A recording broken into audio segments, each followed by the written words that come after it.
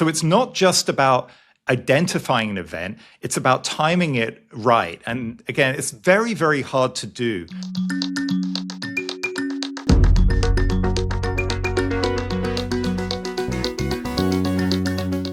By now, most of you have probably been following the news about what's happening in Iran and the Middle East and the U.S. strike known as Epic Fury.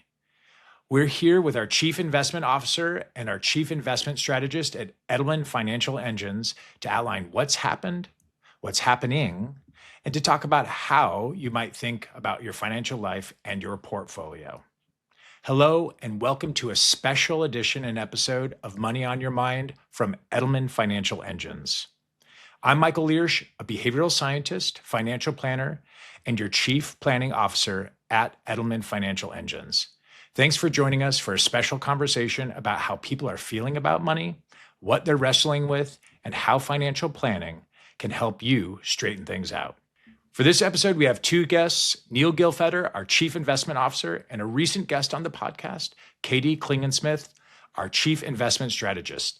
They're joining us on a Monday evening. It's late, almost Tuesday morning, so that they can share their insights with you. And I want them to introduce themselves very briefly to you before we get into it.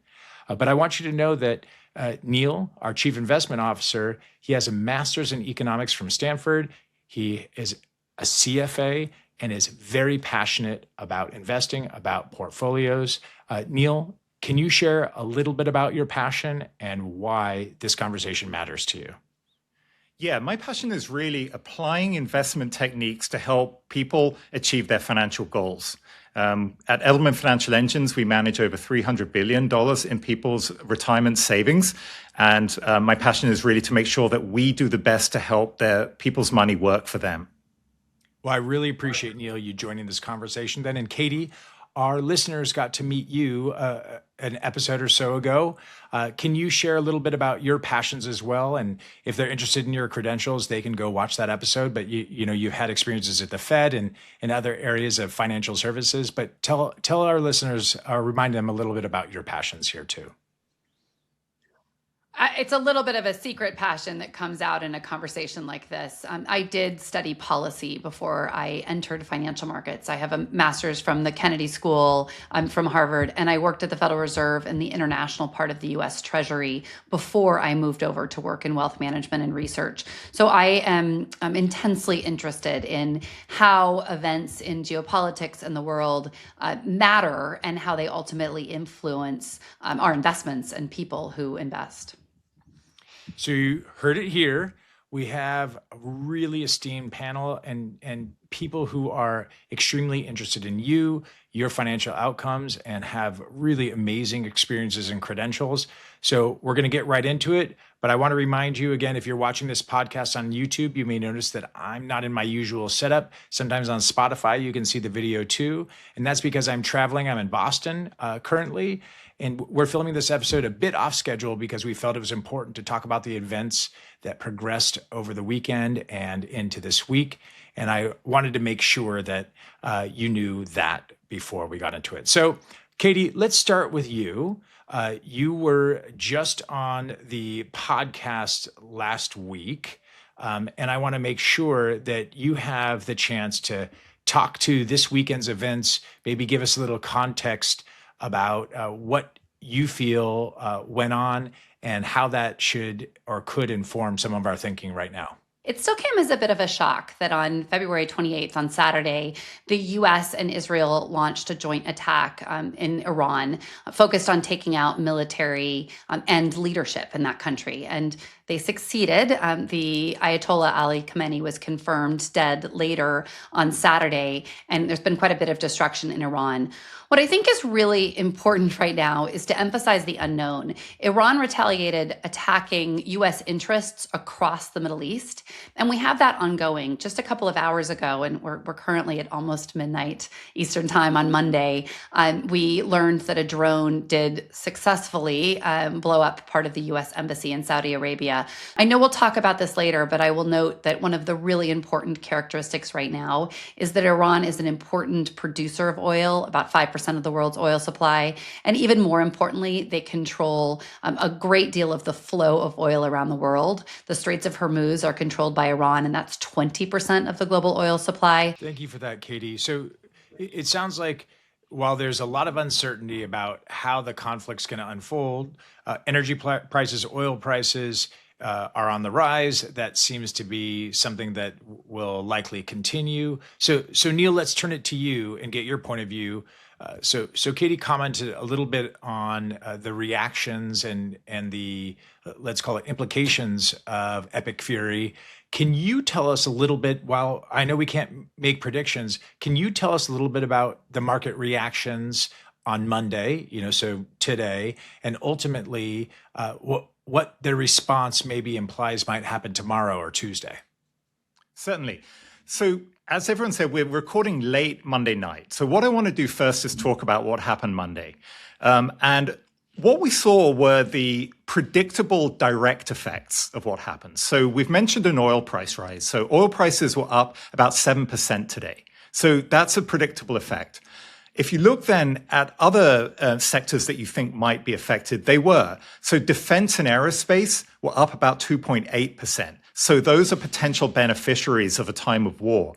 Secondly, the airline industry. So an industry that is both exposed to fuel costs in a big way, and secondly, to any nervousness that travelers have, that was down over 2.5%. So I would call those the immediate effects of what we know right now. Katie talked about a lot more uncertainty in the future. We didn't see much else happen. A couple of things did happen. Bonds in the US were down. That was at least in part due to an inflation, some inflation data that came out. So that's a reminder that, even though there's a war, not everything else in the world stops. We got some data there.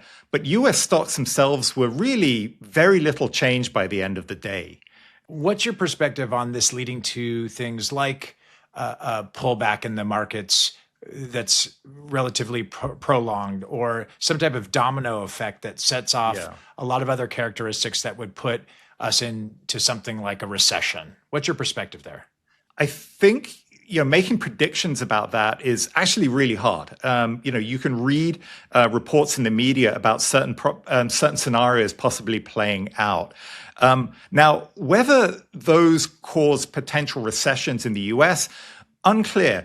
War has, speaking solely in sort of coldly financial terms, war has beneficiaries as well as sectors that are harmed by it.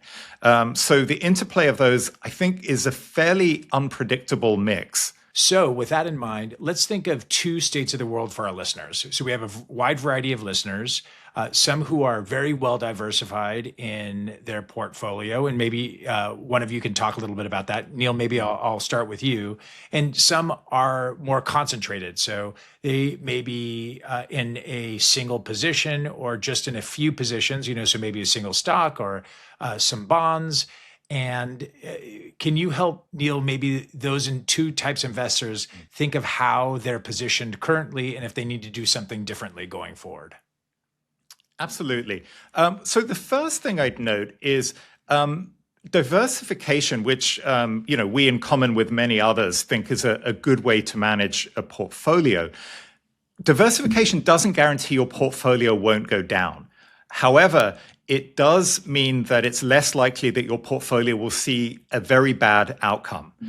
So think about diversification as being exposed to the things that drive returns in the market. What diversification means is you want to be exposed to a variety of things so that when events happen, as they will over the course of your life, you're not going to get the worst of that concentrated.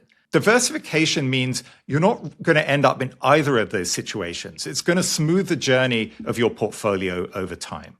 So Neil, let's close out this theme before I'm going to hit you both with some rapid fire questions. that we've gotten from clients today. Can you tell us a little bit about the risks of market timing? So trying to predict when markets are going to go up and when markets are going to go down. Yes, certainly. I mean, one thing I'd note is that people, on Wall Street, very smart, very well-trained people spend a lot of resources trying to figure out when to move in and out of markets. And, you can invest in hedge funds that do this, and the track record of these is pretty miserable. And there's this bit of a bias people have is to remember the times they call things correctly and not remember when they got it wrong. So I think the world is just inherently unpredictable, and trying to time it is hard. Second thing on that is that markets also are pricing things in. So Saturday morning, I still get a newspaper delivered, and Saturday morning the paper arrived on my doorstep, and the headline was about oil prices rising in the run-up to a potential Iran conflict. So obviously the conflict had already begun. The papers had been printed before that. But what you saw was markets behaving in anticipation of something. So it's not just about identifying an event, it's about timing it right. And again, it's very, very hard to do. People, when they are tempted to time markets, the challenge really isn't, to your point, Neil, trying to find the right time to exit. It's about getting back in. Yeah. It's really those days where the market gains in a very dramatic way that you really need to hit to get a lot of that market growth. Maybe, Neil, you can touch on that a little bit before we move on. Yeah, we saw this with clients, during the financial crisis in 2008. We saw clients there get out of their portfolios into cash after the market's gone down and not get back in. And a lot of the days when you see big gains are in periods of great volatility. They're in precisely these kind of frightening times. And if you miss out on just a handful of positive days, you wipe out almost all of your return. And so it's almost like you should be diversifying across time.